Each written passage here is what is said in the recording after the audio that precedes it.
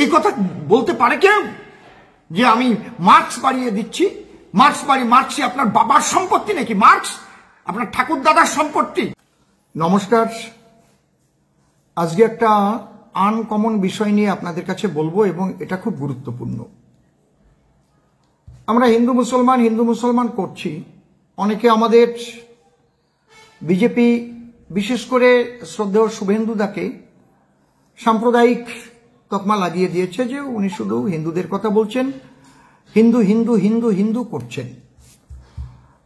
মাননীয় মুখ্যমন্ত্রী কখনো মুসলমান করেন না, শুধু শুভেন্দুদাই করেন। আমি একটা কথাই বলছি, হিন্দু মুসলমান একসঙ্গে থাকতে কোনো অসুবিধা তো ছিল না আমাদের, কিন্তু মুসলমানরাই 1946 সালে লড়কে লেঙ্গি পাকিস্তান বলে তারা যে ক্যালকাটা কিলিংস তৈরি করেছিল আপনারা জানেন। কম করে 5,000 হিন্দুকে কচুকাটা করেছিল, কয়েক হাজার মা বোনদের ইজ্জত নিয়েছিল, স্তন কেটে ফুটবল খেলেছিল।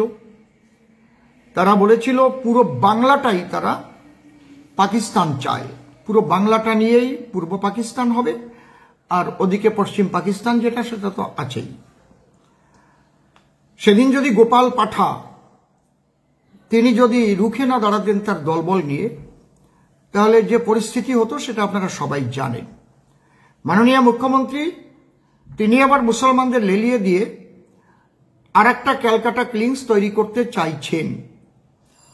শ্রদ্ধেয় শুভেন্দুদা সহ ভারতীয় জনতা পার্টির রাজ্য সভাপতি মাননীয় সুকান্ত বাবু সহ আমার দিলীপ দা সহ এবং আমরা সবাই, আমাদের পরিষদীয় দল এবং বিজেপির কার্যকর্তাবৃন্দ, আমরা এর বিরোধিতা করছি। আপনারা দেখছেন হিন্দুদের রক্ষা করবার জন্য এবং আমাদের ভারতবর্ষের জাতীয় সংহতিকে রক্ষা করবার জন্য আমরা সেদিন মাননীয় রাজ্যপালের কাছে ডেপুটেশন দিয়েছি। রাজ্যপাল মহোদয় তিনি আমাদের কথা দিয়েছেন এ বিষয়ে ভাববেন। মাননীয় মুখ্যমন্ত্রী যে মৃত্যু কুম্ভ বলেছেন এটা মোটেই ভালো বলেননি, ওটা মৃত্যুঞ্জয় কুম্ভ বলে মাননীয় রাজ্যপাল মহাশয় ইন্ডিকেট করেছেন। এটা মুক্ত কুম্ভ বা মৃত্যুঞ্জয় কুম্ভ। আজকে আমি একটা কথাই বলতে চাই, বাংলাদেশও দেখছেন আপনারা, এদেশও দেখছেন, যেখানে যেখানে ইসলাম রাষ্ট্র আপনারা দেখছেন, বাংলাদেশে সরাসরি হুমকি দেওয়া হচ্ছে যে ইসলাম বিরোধী যারা, ইসলামকে যারা অবিশ্বাস করে, ইসলামের প্রতি যাদের বিশ্বাস নেই, নাস্তিক, তাদের গলা কেটে দাও, তাদের কতল করো। আমরা কখনোই বলি না সনাতন হিন্দু ধর্মে যারা বিশ্বাস করে না তাদের আমরা গলা কেটে দেব, কেউ বলে না এরকম কথা। আমরা বলবো কেন? সনাতন হিন্দু ধর্ম হচ্ছে প্রকৃতপক্ষে সহিষ্ণু ধর্ম। রাষ্ট্রীয় স্বয়ংসেবক সংঘ তারা রাষ্ট্রবাদী একটা অরাজনৈতিক সংঘ, ভারতবর্ষের অক্ষুণ্ণতা রক্ষা করবার জন্য, ভারতের সার্বভৌমত্ব রক্ষা করবার জন্য, সমস্ত জাতি ধর্ম নির্বিশেষে সবাইকে নিয়ে শান্তিতে থাকার জন্য এই রাষ্ট্রীয় স্বয়ংসেবক সংঘ কাজ করে যাচ্ছে। কিন্তু মাননীয় মুখ্যমন্ত্রী তিনি যেটা করছেন অত্যন্ত দুঃখজনক। শুধু গদির জন্য, ভোটের জন্য যেটা করছেন, মুসলিম ভাইদের লেলিয়ে দিচ্ছেন, মুসলিম ভাইরাও লাফিয়ে পড়ছেন, তারা ভাবছেন আমরা একদম মুসলিম বিরোধী। না, আমাদের মুসলিমদের নিয়ে বসবাস করতে অসুবিধা নেই, কোনোদিনই ছিল না, কোনোদিনই থাকবে না। কিন্তু মুসলমান ভাইদের ভাবতে হবে আমরা আগে ভারতবাসী, ভারতকে রক্ষা করবার জন্য আমরা জীবন দিতেও প্রস্তুত। তারপরে আমাদের ধর্ম হিন্দু বা ধর্ম আমাদের মুসলমান, খ্রিস্টান, শিখ, জৈন, পার্সি, যাই বলি না কেন, বৌদ্ধ, কিন্তু আমরা ভারতবাসী। ভারতের মর্যাদায় আমাদের মর্যাদা, ভারতের মর্যাদা ক্ষুণ্ণ হলে আমাদের মর্যাদা ক্ষুণ্ণ হবে। অখণ্ড ভারতকে আমরা রক্ষা করব। কিন্তু যে পরিস্থিতি হচ্ছে আগামী দিনে, তাতে মাননীয় মুখ্যমন্ত্রী যেটা করতে চাইছেন, পুরো পশ্চিম বাংলাটাকে আলাদা একটা পশ্চিম পাকিস্তান তৈরি করতে চাইছেন। তার ছক যেটা বুঝতে পারছি, তার কথার ঢক যেটা বুঝতে পারছি, তার ঠকবাজির মধ্যে দিয়ে যা বুঝতে পারছি তিনি এটা করতে চাইছেন।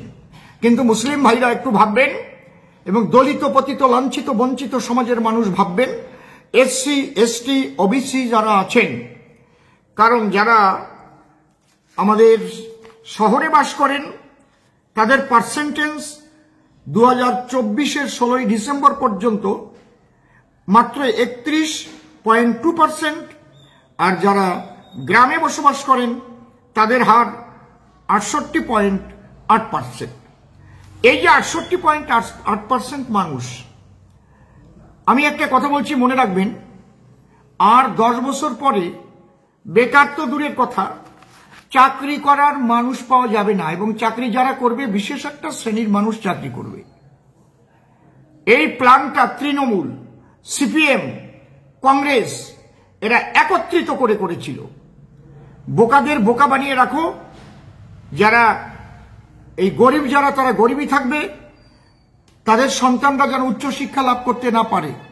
এই প্ল্যানটা প্রথম করেছিল সিপিএম। তারা প্রথম ক্লাস 4 পর্যন্ত ইংলিশ তুলে দিয়েছিল। ক্লাস 4 পর্যন্ত ইংলিশ তুলে দিয়ে তারপর ক্লাস 5 এবং 6-এ গিয়ে প্যারাগ্রাফ, 5-এ গিয়ে ABCD সমস্ত শিখতে হবে। তোমার 1 2 3 4 5 6 এগুলো শিখতে হবে। এগুলোর শব্দ তৈরি করা, বাক্য তৈরি করা, এগুলো করার পরে 6-এ গিয়েই তোমার প্যারাগ্রাফ তোমাকে লিখতে হবে, রচনা লিখতে হবে, প্যারাগ্রাফ করতে হবে। এই অসুবিধাটা 50 বছর পিছিয়ে দিয়েছে দলিত সম্প্রদায়কে। আমি একজন দলিত সম্প্রদায়ের সন্তান হিসেবে বলছি, এবং আমি বলছি ভারতবর্ষের 85% মানুষের পক্ষ থেকে কথাগুলো বলছি, আপনারা ভাববেন। তারপরে বলবো বিজেপি কি করেছে সেটাও বলবো। আপনারা ধৈর্য ধরে শুনুন, কে আমাদের বন্ধু কে আমাদের শত্রু আপনারা বুঝতে পারবেন। তাই সিপিএম 50 বছর পিছিয়ে দিল। আমার স্ত্রী যে মাধ্যমিকে 73% মার্কস পেয়ে পাশ করেছিল, সে ইংলিশে মাত্র 30 পেয়েছিল। কারণ কি, তারা ইংলিশটা ভালো করে আর শিখতে পারেনি। ক্লাস 4 পর্যন্ত তাদের কিন্তু ইংলিশ ছিল না। গেল একটা ধাক্কা।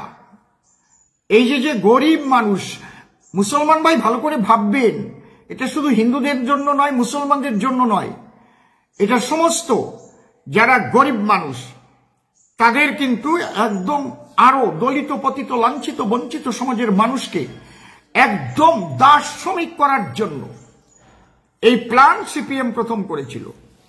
2010 সালে এই প্ল্যানটাকে কংগ্রেস এবং তৃণমূল মিলে 2010 সালে দিল্লির ক্ষমতায় তখন সবাই মিলে এসে এরা কি করলো, শিক্ষার অধিকার আইনে ক্লাস 8 পর্যন্ত পাস ফেল তুলে দিল। যদিও তখন আমাদের তৃণমূলের বেশ কয়েকজন মন্ত্রীও হয়েছিলেন, কেন্দ্রীয় মন্ত্রীও ছিলেন, এবং কংগ্রেস এবং তৃণমূল একত্রিত অবস্থায় তারা অ্যালায়েন্স করে পশ্চিমবাংলায় ক্ষমতায় এসেছিল। পরবর্তীতে যেটা অভ্যাস, মাননীয় মুখ্যমন্ত্রীর লাথি মারা অভ্যাস, ল্যাং মারা অভ্যাস, ল্যাং মেরে কংগ্রেসকে ছুড়ে ফেলে দিলেন, এবং দেখা গেল যে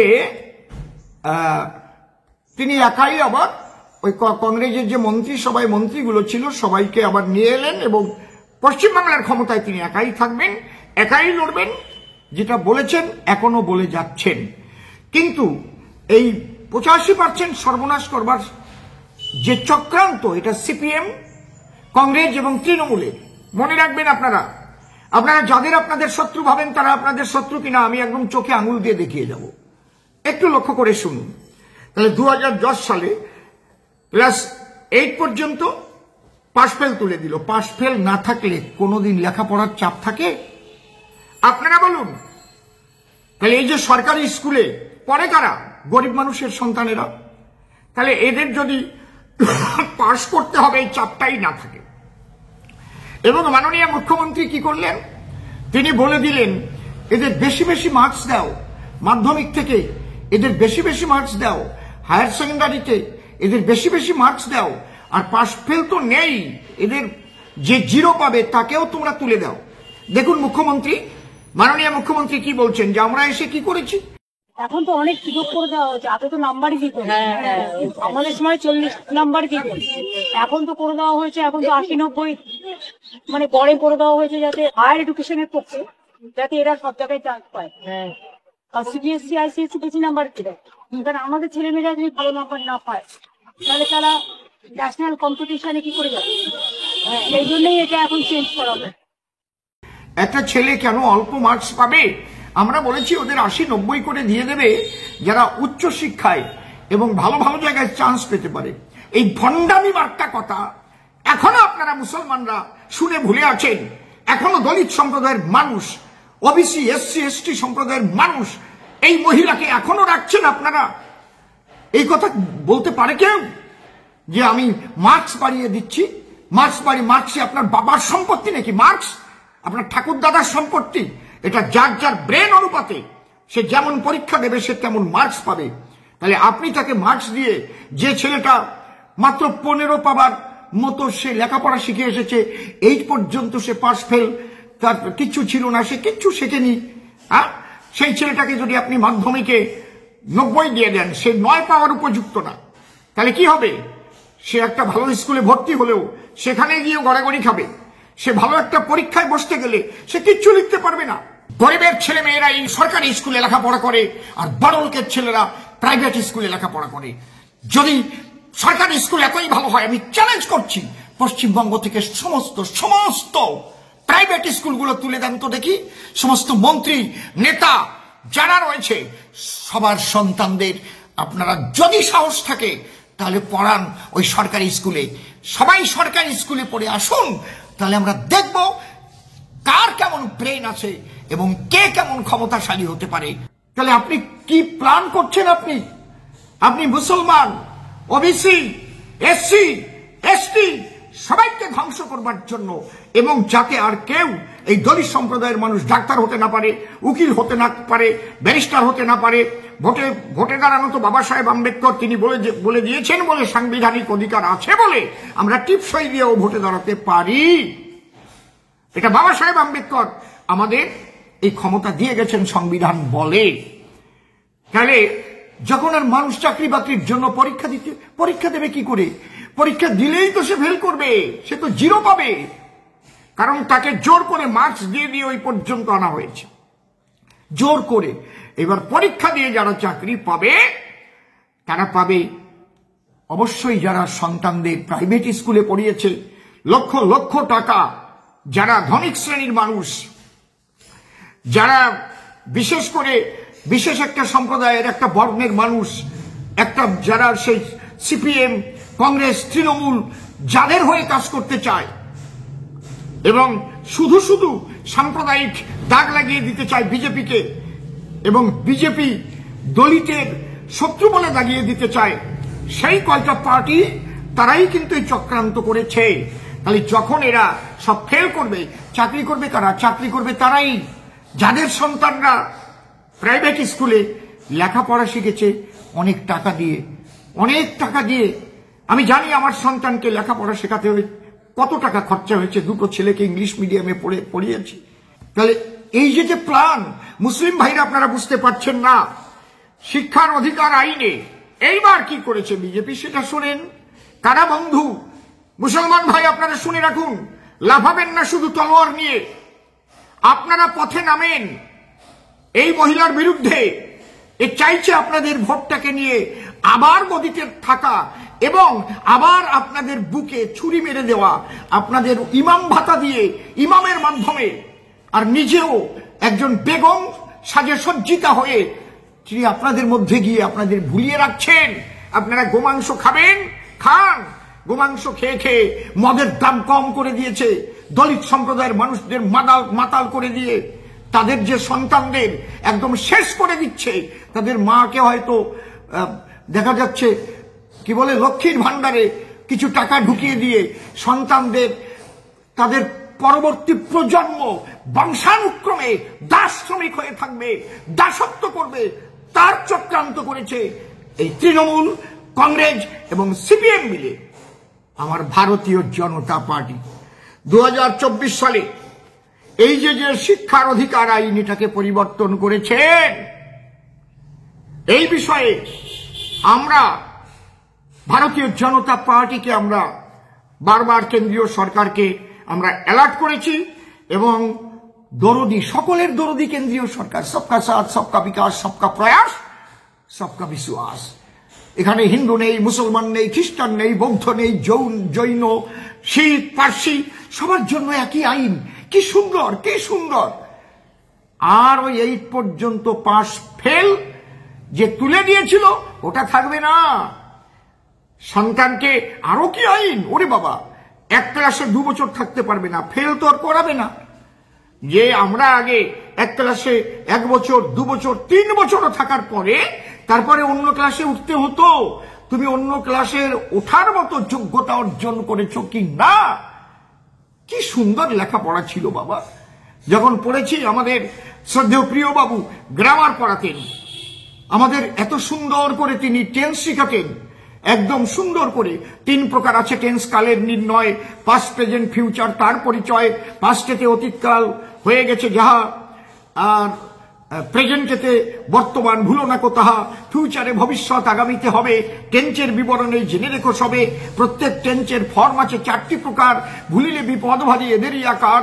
indefinite, continuous, perfect, sorry perfect continuous নিয়ে 4 প্রকার ধরি। 3 গুণে 4 কত কি হলো ভাবিয়া, টেন্সের 12 ফর্ম শেখো মন দিয়া। এই যে সুন্দর সুন্দরভাবে আমাদের লেখাপড়া শেখাতেন, আমরা টেন্স শিখতাম। 3 গুণে 4 কত কি হলো ভাবিয়া, টেন্সের 12 ফর্ম শেখো মন দিয়া। Indefinite, continuous, perfect, sorry perfect continuous নিয়ে 4 প্রকার ধরি। দেখেছেন, 3 গুণে 4 কত কি হলো ভাবিয়া, টেন্সের 12 ফর্ম শেখো মন দিয়া। গঠন প্রণালী তেসি, তেসো, তেসে যদি ক্রিয়ার শেষের হয়, প্রেজেন্ট কন্টিনিউয়াস টেন্স জানিবে নিশ্চয়। আমরা লেখাপড়া শিখেছিলাম। আমি ক্লাস 4 পাস নয়, এটা আপনারা জেনে রাখবেন। আমাকে বাধ্য হয়ে, আমি উদ্বাস্তু সম্প্রদায়ের মানুষ, যে কোনো কারণে আমাকে 4 পাস এটাই দেখাতে হয়েছে। আমি কি পাস সেটা আপনারা নিশ্চয়ই আমার গানের মধ্যে দিয়ে পেয়েছে প্রকাশ। আমি ভবা পাস, আমি শ্রী হরিচাঁদ গুরুচাঁদ পাস, আমি মানুষের কাছে পাস। এটাই আমার বড় পাস। আমার বড় কথাই হচ্ছে, এইটা বিজেপি সরকার এসে কিন্তু দেখলো না। এটা দলিত, পতিত, লাঞ্ছিত, বঞ্চিত গরিব মানুষের তাদের সন্তানদের দাস শ্রমিক করবার জন্যই প্ল্যান করেছে। এই আইন রাখা যাবে না। এই আইনের শিক্ষার অধিকার আইন 2024 সালে এই আইন পরিবর্তন করা হয়েছে, কিন্তু মাননীয় মুখ্যমন্ত্রী এখনো পশ্চিমবাংলায় ওটাকে লাগু করেনি। ঠিক এই সুযোগেই কি করেছে, অযোগ্য শিক্ষকদের প্রাইমারিতে ঢুকিয়েছে। জানে যে ওদের লেখাপড়া করানোর তো দরকার নেই, ওখানে তো 8 পর্যন্ত পাস ফেল নেই, তার লেখাপড়াটা কি করবে? ওখানে দিয়ে দাও। যোগ্যতা সম্পন্ন শিক্ষকরা যদি ওখানে চাকরি পায়, তাহলে যদি তাদের মধ্যে কারো বিবেক জাগ্রত হয়, এই সন্তানদের আমাদের ভালো করে লেখাপড়া শেখাতে হবে, তাহলে ওরা যদি ঠিক মতো লেখাপড়া শিখে আবার এগোতে পারে, তাহলে আবার ওরা চাকরি বাকরির দাবিদার হয়ে যাবে। আপনারা মনে করুন, মনে রাখবেন ভালো করে, এমন দিন আসবে 10-15 বছর পরে এইভাবে চলতে থাকলে চাকরি করার লোক পাওয়া যাবে না। কারণ চাকরি করতে গেলে ফেল করবে সব, অযোগ্য সুইটেবল ক্যান্ডিডেট পাওয়া যাবে না। শুধু কয়েকটা পরিবারের লোক, তারা সমস্ত জায়গায় চাকরি বাকরি থেকে আরম্ভ করে সমস্ত কিছুকে দখল করে থাকবে, সমস্ত সম্পত্তিকে দখল করে থাকবে, সমস্ত দুর্নীতি করে আপনাদের শোষণ করে খাবে, আপনাদের উন্নয়নের টাকা যা আসবে চুরি করে ফাঁক করে দেবে। আর এক এক করে ওদের নেতা নেত্রীদের দেখবেন কত অট্টালিকা ওরা তৈরি করে। হ্যাঁ বলছি, মাননীয় মুখ্যমন্ত্রীকে আমি চ্যালেঞ্জ করছি, আপনি তো রাজ্যের জন্য বহু আইন বিধানসভায় পাশ করে থাকেন, একটা আইন পাশ করেন তো আপনি। আমি আপনার জুতো দাঁত দিয়ে কামড়ে নেব, চ্যালেঞ্জ করলাম, পাশ করুন। যারা পশ্চিমবঙ্গে রাজনীতি করে, সে এমপি হোক, সে এমএলএ হোক, প্রত্যেকের রাজনৈতিক জীবনে আসার আগে কি সম্পত্তি ছিল, আর রাজনীতিতে আসার পরে তার এবং তার পরিবারের, তার ভাইদের, তার শ্বশুর বংশের, তার বাড়ি যে চাকর বাকর, তাদের কি সম্পত্তি হয়েছে, তার হিসেবটা দিতে হবে সরকারকে। এবং এটা শ্বেতপত্র হিসেবে বের করুন, যেমন নমিনেশন সাবমিট করার সময় আমাদের করতে হয়। শুধু যারা এমএলএ এমপি তারা নয়, যারা জনপ্রতিনিধি একদম অঞ্চল সদস্য রয়েছেন তাদের জন্য বলছি। শুধু তাই নয়, যারা বিভিন্ন জেলার জেলা সভাপতি, ব্লক সভাপতি থেকে আরম্ভ করে যারা এই যে প্রত্যেকটা দলের সংগঠনের দায়িত্ব রয়েছে, তারা রাজনীতিতে আসার আগে তাদের কি সম্পত্তি ছিল, রাজনীতিতে আসার পরে তাদের কি সম্পত্তি হয়েছে, তাদের প্রত্যেকেরই সম্পত্তির হিসাব দিতে হবে। এবং যদি আপনি সত্যিকারে বাংলার মা হয়ে থাকেন, বাংলার মেয়ে হয়ে থাকেন, তাহলে আপনি এই আইনটা পাশ করে দেখান। আগামী 10 তারিখে হয়তো আমাদের 10ই মার্চ থেকে আবার সেশন চালু হবে বিধানসভায়। আমি আপনাকে চ্যালেঞ্জ করলাম, আপনি এই আইনটা পাশ করুন। এই আইনের সঙ্গে আমি বলছি, আমরা ভারতীয় জনতা পার্টি হাসি মুখে আমরা একদম ধনী ভোটে আপনাকে পাশ করে দেব। দেখা যাবে কারা চোর, কারা দুর্নীতিবাজ, আর কারা ডাকাত, আর কারা স্বচ্ছ। তাহলে আপনারা মুসলমান ভাইরা হুঁশিয়ার হয়ে যান, ওবিসি এসসি এসটি হুঁশিয়ার হয়ে যান। এই মুখ্যমন্ত্রীকে ওই গদি থেকে নামাবার জন্য, আরব সাগরে বিসর্জন দেওয়ার জন্য আপনারা তৈরি হন 26 সালে।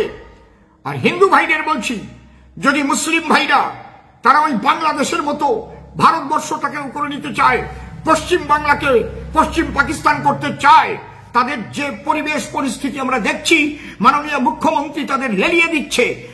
আপনাদের হিন্দু ভোট একত্রিত হন, একটা ভোটও যেন হিন্দুর অন্য কোনো বাক্সে না যায়। প্রত্যেকটা হিন্দু কোনো কথা বলবেন না, চুপচাপ পদ্ম ফুলে ছাপ একদম আমাদের বাংলা থেকে একে তাড়ান। তাহলে আপনারা যদি হিন্দুরা ঐক্যবদ্ধ হয়ে তাড়াতে পারেন, তাতে মুসলমানেরও লাভ হবে। মুসলমান ভাইরা যদি ভুল বুঝে বিজেপিকে ভোট না দেয়, তাদের লোকসান। তথাপিও তাদের ভোট দেওয়ার অধিকার, মৌলিক অধিকার তাদের। আমি তাদের চোখটা খুলে দেওয়ার জন্য শুধু বসেছি। আপনারা কারো কথা শুনবেন না। আপনাদের যে একদম শেকড় থেকে শেষ করে দিচ্ছে, এটা আপনারা ভাবুন। আপনার সন্তানেরা চাকরি পাবে না। শুধু কি মাদ্রাসায় শিখিয়ে উগ্রপন্থী তৈরি করবেন? শুধু কি বলবেন হ্যাঁ নারায়ণ তকবীর আল্লাহু আকবর, এতে কি খাবার দেবে আপনাদের? আপনাদের সন্তানরাও চাকরি পাবে, আপনাদের সন্তানরাও দুটো দুধে ভাতে খাবে। কারণ বিজেপি বলে সবকা সাথ, সবকা বিকাশ, সবকা প্রয়াস, সবকা বিশ্বাস। আমার কথা যদি ভালো লাগে, আপনারা সেইভাবে চলুন, তাহলে বাংলা, সোনার বাংলা আমরা গড়তে পারবো। নমস্কার, সবাই ভালো থাকবেন।